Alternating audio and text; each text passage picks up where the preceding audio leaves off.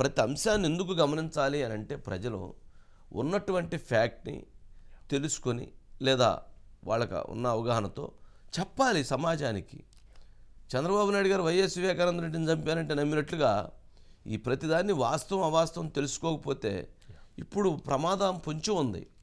రాష్ట్ర భవిష్యత్తు ప్రమాదపు గంటికల్లో ఉంది. సరే, వైఎస్ఆర్సీపీ పార్టీ చెప్పినట్టుగా చంద్రబాబు నాయుడు గారు ఆపించారు అని అంటే వారికి వాస్తవంగా వారికి తెలుసు. చంద్రబాబు నాయుడు గారికి ఈ వాలంటీర్ల వల్ల నష్టం జరుగుతుంది, వీళ్ళని ఆపాలి అనేటువంటి మనసులో ఉన్నా కానీ మనసులో ఆయన అది చేస్తే రాజకీయంగా ఎక్కడైనా నష్టం జరుగుతుందేమో అన్న ఉద్దేశంతో అది ఆయన చేయలేకపోయాడు. ఆ చర్యకి ఆయన ఉపక్రమించలేకపోయాడు. దాంతో ఎన్నికల సంఘమే దీని మీద ఎవరైతే ఇండివిజువల్గా ఫైట్ చేసేటువంటి నిమ్మగడ్డ అనే టీం వాళ్ళు కంప్లైంట్ చేయటం, దానిపైన అనేక మంది ఫిర్యాదులు చేయటం, వాళ్ళు నిలువరింత తెచ్చే ప్రయత్నం చేశారు. కంప్లైంట్ ఎందుకు చేశారు? ఎమ్మెల్యేలు, వైఎస్ఆర్సీపీ పార్టీ ఎమ్మెల్యేల ప్రచార రథాలపైన లేదా వాళ్ళ మీటింగులో డ్యాన్సులు వేసే పని వీళ్ళకి ఎందుకండి?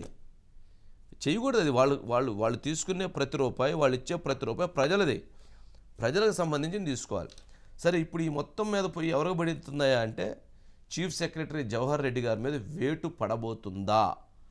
చీఫ్ సెక్రటరీ మీద ఆయన్ని అక్కడి నుంచి తప్పించబోతున్నారా? చీఫ్ సెక్రటరీగా ఆయన మార్చబోతున్నారా? జవహర్ రెడ్డి గారు అంటే అందరికీ గౌరవమే, మంచి వ్యక్తి అనేటువంటి పేరుంది. కాకపోతే జవహర్ రెడ్డి గారు ఎవరైనా కానీ ఒక 10 మంది ఒక వ్యవస్థలో ఉన్నటువంటి వ్యక్తులతో పోతే ఆ రకంగా ఉంటారు, ఇంకొక వ్యవస్థలో ఉన్నటువంటి వ్యక్తులతో పోతే ఆ రకంగా ఉంటారు.